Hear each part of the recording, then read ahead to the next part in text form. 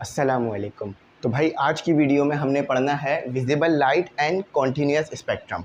देखो भाई यहाँ पर ये टॉपिक जो है ना वो एमसीक्यूज़ के लिए बहुत इंपॉर्टेंट है, यानी एमसीक्यूज़ इसमें से बहुत ज़्यादा पूछे जा रहे होते हैं, तो इस टॉपिक को आपने ज़रूर करना है।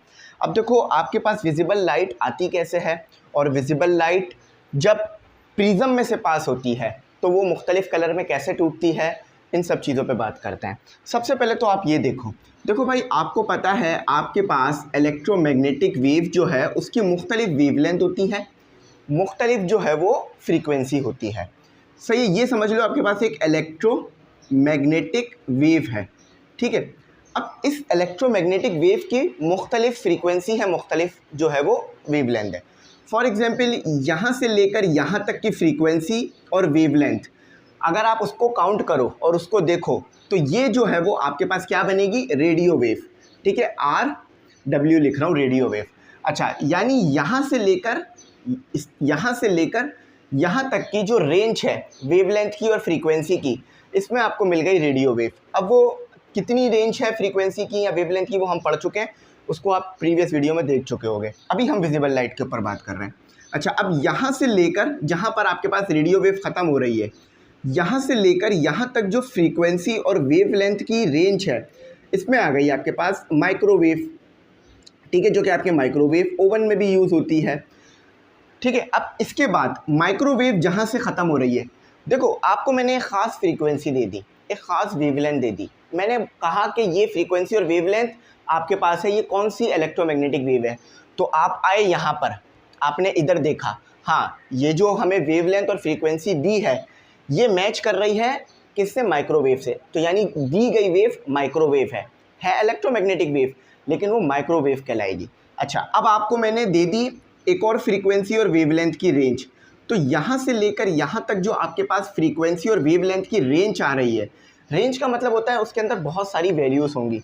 फॉर एग्जांपल हम कहते हैं ना 1 से लेकर 10 तक की आपके पास रेंज है, ठीक है। इसका मतलब है आपके पास 1 2 3 4 5 6 7 8 9 10 तक वैल्यूज़ हैं।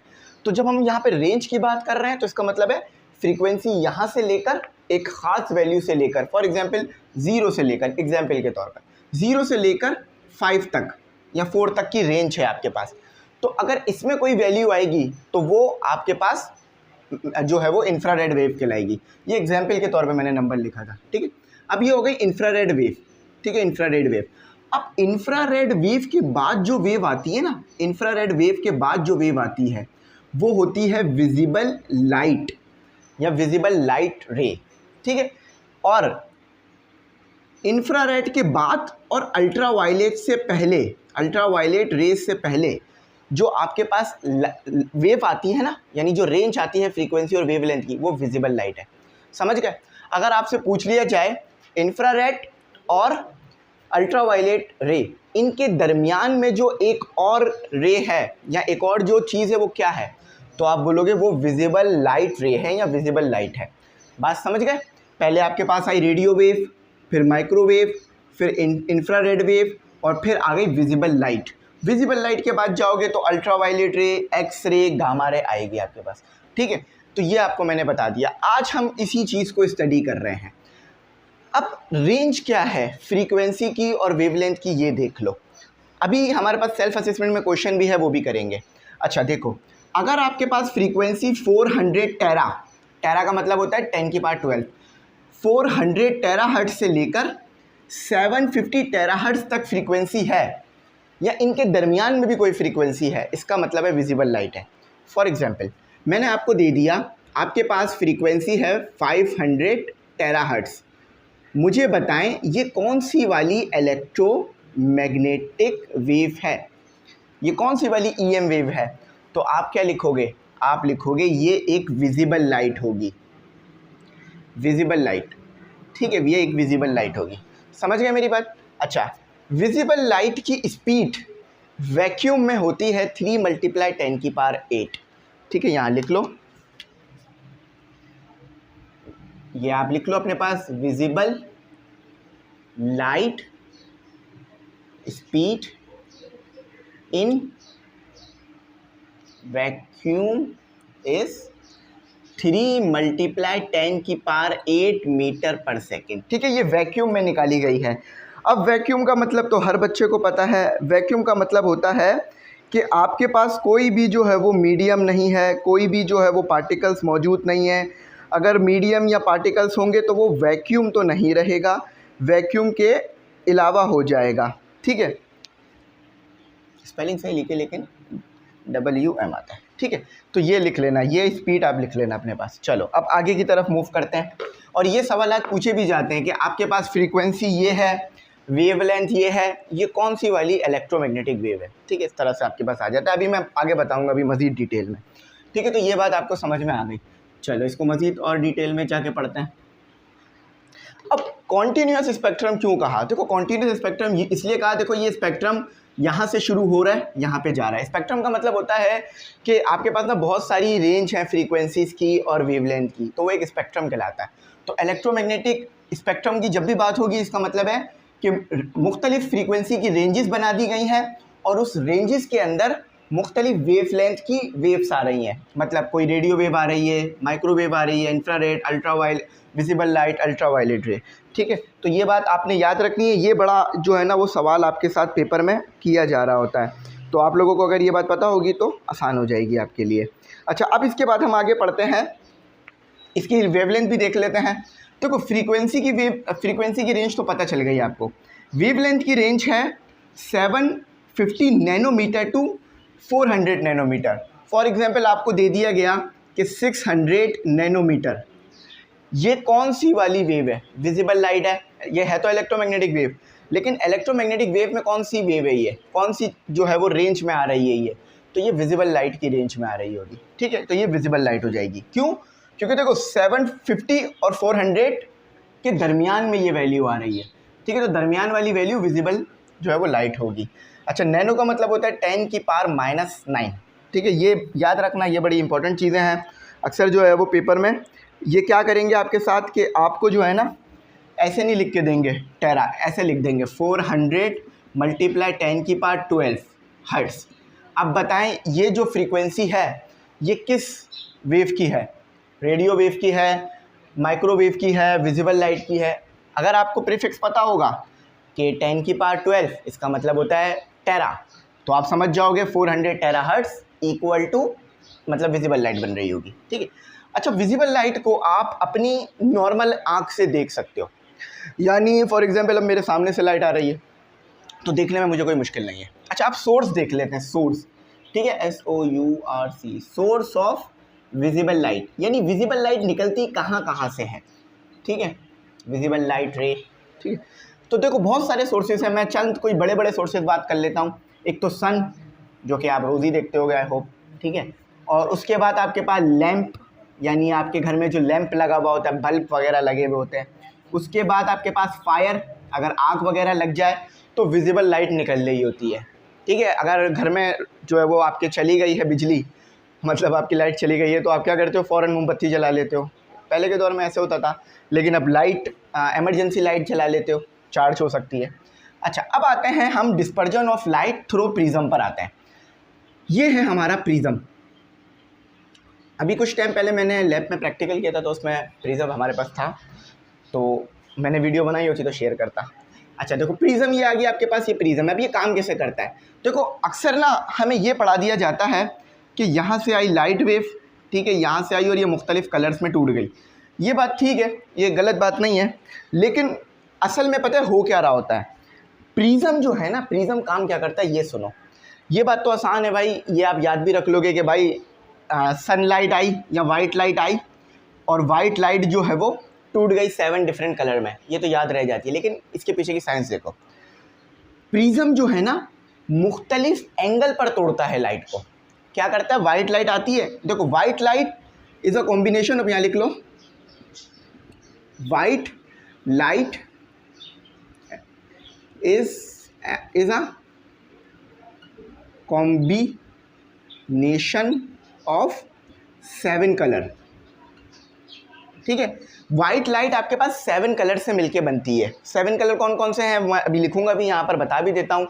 आपके पास हो गया येलो और ऑरेंज हो गया, और रेड से शुरू होता है। ठीक है, रेड, ऑरेंज, येलो, ग्रीन और ब्लू भी आता है, इंडिगो भी आता है, और आपके पास जो है वो आखिर में आ रहा होता है वायलेट। तो ये आपके पास जो है वो कलर आ रहे होते हैं, red, orange, yellow, green, blue, indigo, violet. ठीक है। अच्छा, अब देखो होता क्या है, मैंने बताया ना, जैसे यहाँ पर लाइट वाइट, ये सनलाइट कौन सी लाइट होगी, वाइट लाइट होगी बेशक। ठीक है, ठीक है, ये वाइट लाइट होगी, सनलाइट आई।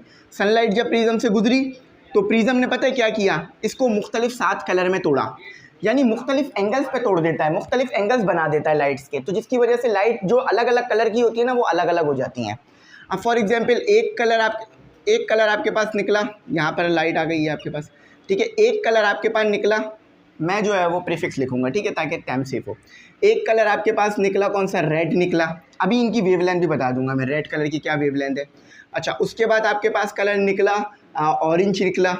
अच्छा, ये तरतीब सेम रहेगी।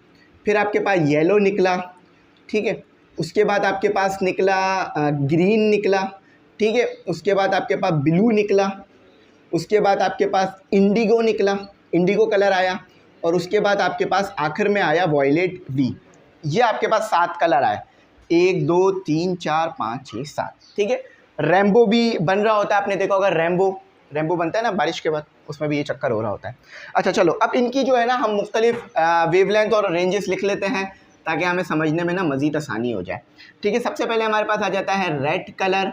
तो रेड कलर की जो वेवलेंथ होती है उसकी रेंज, देखो रेड कलर में भी रेंज है, यानी रेड कलर में भी वेवलेंथ की रेंज है, तो वो कितनी होगी, देखो 700 नैनोमीटर से 750 नैनोमीटर से लेकर ये होगी आपकी 610 नैनोमीटर तक। ठीक है, नैनोमीटर, ये यूनिट ज़रूर लिखना। अच्छा, उसके बाद आपके पास आया था ऑरेंज के भी सीज़न में आने वाला है, बल्कि चला ही है। अच्छा देखो, जहाँ से रेड ख़त्म हुआ वहाँ से आगे ऑरेंज शुरू होगा, और इसकी रेंज हो गई आपके पास 595 नैनोमीटर की हो गई। ठीक है, उसके बाद आ गया आपके पास येलो। ठीक है, येलो आ गया, इसको याद रखना, इसकी रेंज हो गई 595 से लेकर 580 नैनोमीटर पर। अच्छा, उसके बाद आ गया आपके पास ग्रीन। ठीक है, ग्रीन आ गया आपके पास, ग्रीन की रेंज हो गई 580 नैनोमीटर से लेकर 500 नैनोमीटर तक। उसके बाद आ गया आपके पास ब्लू, इसको याद रखना, ठीक है, इसलिए लिख रहा हूँ ताकि आप लोग याद रखो। ब्लू की रेंज हो गई 500 से लेकर आपके पास हो गई 480 नैनोमीटर तक। ठीक है, ब्लू के बाद आपके पास आ गया इंडिगो। इंडिगो एक एयरलाइन भी है, इंडिया की एक बड़ी ही फेमस एयरलाइन है, बड़ी मशहूर और फेमस है, इसके टिकट बड़े सस्ते होते हैं, तो अक्सर मैं देखता हूँ वीडियोस वगैरह में। अच्छा, तो ये इंडिगो हो गई, फिर हो गई वायलेट हो गई।